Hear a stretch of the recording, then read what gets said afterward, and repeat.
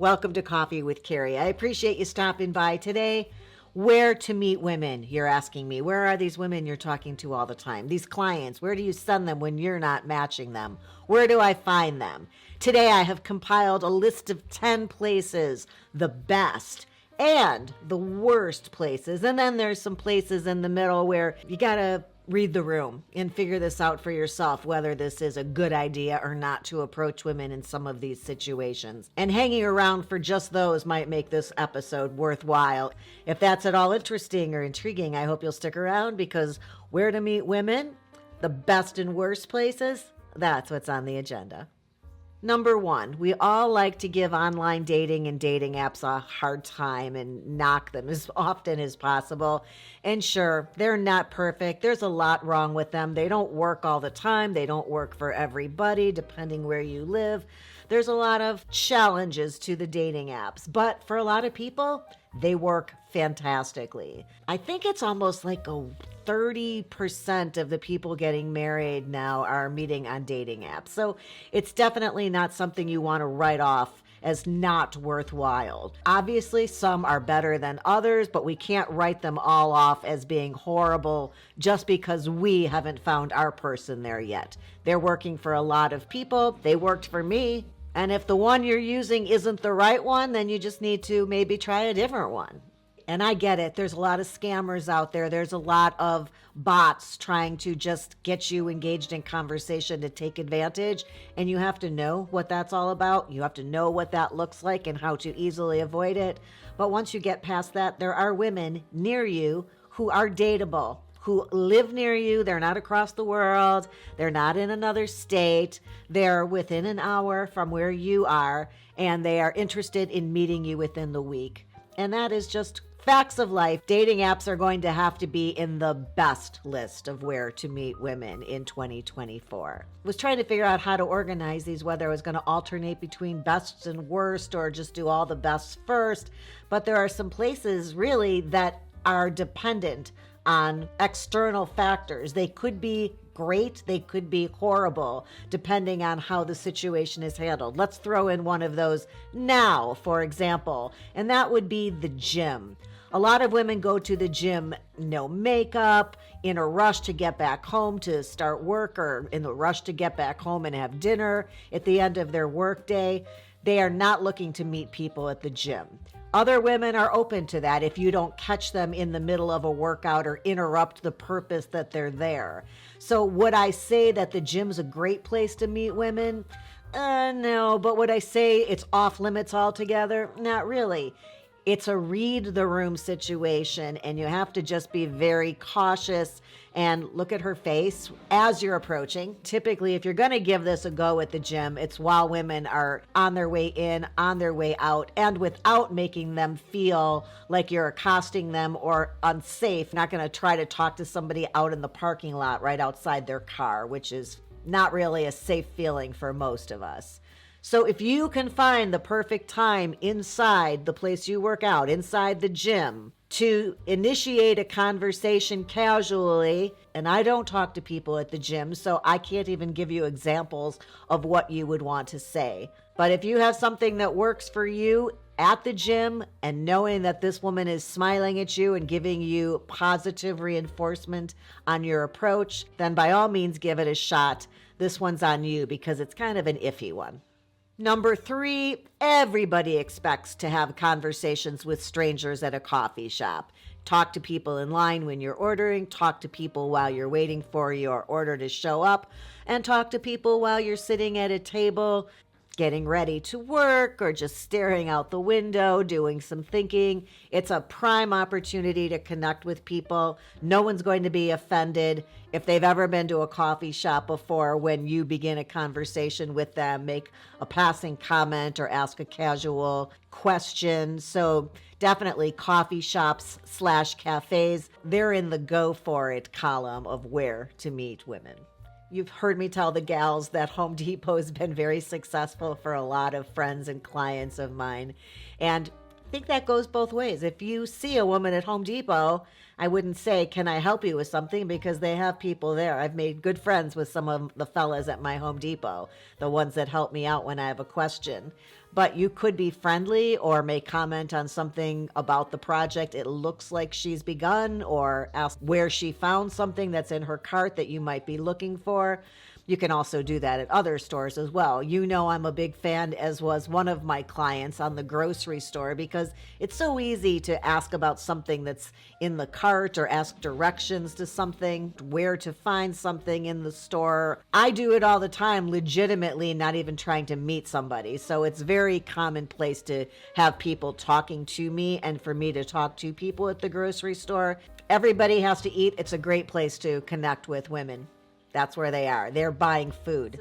That does not mean that other places we shop are off limits. Shopping in the store, I constantly have asked people, I'm trying to buy this for my son or my brother. Can I hold it up to you? Are you also a large or a medium, whatever that looks like? I wouldn't recommend that for men. But you could ask a woman, do you think a woman of 75 or 80 would be more likely to wear either one of these? You know, shopping for your mom, or, you know, this doesn't even have to be clothes. There's lots of departments at a TJ Maxx, for example, that you can bump into women. So maybe TJ Maxx would be a great place to meet women who are bargain hunters as well.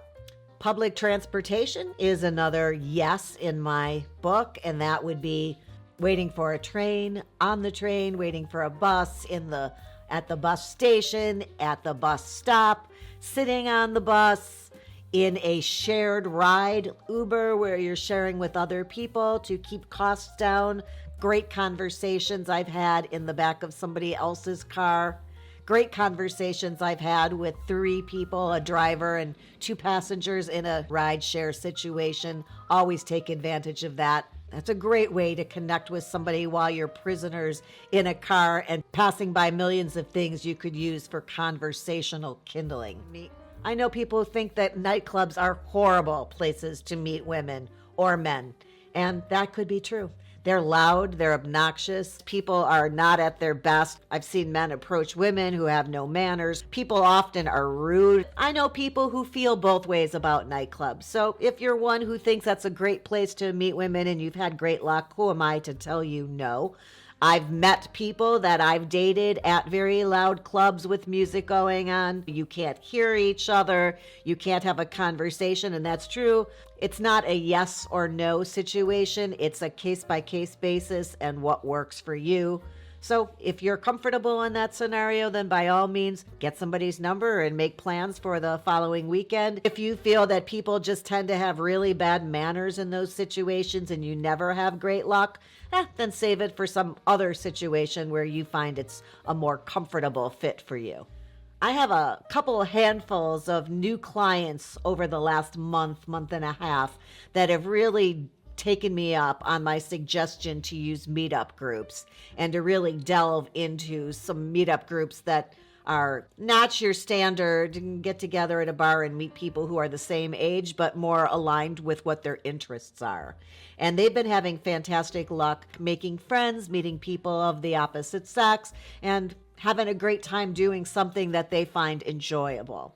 So I will suggest to you that you check your city's meetup groups and see if there's something that piques your curiosity or that sounds like fun and that you would enjoy doing, whether you met somebody or not, would consider it a personal growth experience or a really nice way to spend a couple hours once a week or twice a month, whatever the case may be. Meetup groups. Give it a try. Take a peek. See if that might be an option for you. Work relationships. This is another one that it's a case-by-case basis. They can be horrible if they don't work out and you have to work beside someone that you were romantic with and are no longer. That can be a little awkward. Dating in a place where that's not allowed, obviously not a great idea, where it's going against the rules. However, many of us spend lots of hours in a workplace. For a lot of people, it's just logical, and it seems obvious that that's a place that there's no pressure to decide whether there's a romantic connection. You can take your time and just suddenly find that you are looking forward to spending more and more time with this person, look forward to going to work, really enjoy somebody's sense of humor or their company or your lunches together. And it happens all the time. You have so much in common to start with. But like I said, if you're the type of person who's not going to be able to move on and work with that person should things not work out, then perhaps that's not worth starting in the first place. But if you are, no reason to not let something grow if there is a connection that you've made with somebody else in the workplace. Volunteering. Now you've got both of your values also in this connection that you're going to make. Volunteering to help other people is a great way to be doing something good, making yourself feel good, and finding somebody else who feels the same way about giving of their time to perhaps help people that are less fortunate in some way. And I've never seen or heard about anybody being offended by someone sparking a conversation. So feel free to talk to women who are also volunteering with you, whether you're feeding people who are unhomed or taking care of animals, whoever your coworker is in that volunteering situation. It's a great place to meet women. Classes, taking a dance class, an art class, a martial arts class, an exercise class, any place that people gather, any place there's a class type situation will be an opportunity to expose yourself to women who are trying to be better at something or show up regularly for something, whether they're trying to be healthier or learn a new skill or just out there to be social and meet people. It's a great opportunity to talk to somebody that you wouldn't have met otherwise. Pick a class, obviously, that's going to be something that you find valuable. You're giving your time. Why wouldn't you want it to be valuable to you? Because there's obviously no guarantees you're going to meet a woman. At least you will have felt like that was time well spent if you don't. But pick a class, a type of class where it's more likely that there will also be women. Getting towards the end here, a place of worship, if you are a person who does that, if you have a religion and participate in religious activities. I know there are church groups where people I work with have met somebody, outreaches or worship groups. I'm not the person to ask about this, but think about the place you meet people who also share your religious beliefs and see if there's some place that you might find a like-minded woman who would share your values and be somebody you'd be interested in taking on a date. And then finally, anywhere you are and there's a woman there is a great place to meet women because that's where they are. We're everywhere. We're everywhere you are, except maybe the men's room. If you see a woman, she looks interesting, you make eye contact. You know what's a great pickup line? It works all the time on all of us. Hi, how are you? In a friendly voice, with a smile on your face, you use your surroundings to add something else to ask a question, and off you go to the races. So we're out there. Check out this episode, and you will be even more likely to make a connection with us and get us out on a date. Hope you found that helpful, interesting. If you did, Mom, that's her, my mom. She says, give the episode a thumbs up. I hope you'll subscribe to the channel. And if you hit the ring bell, it notifies you every time a new episode goes live on the air.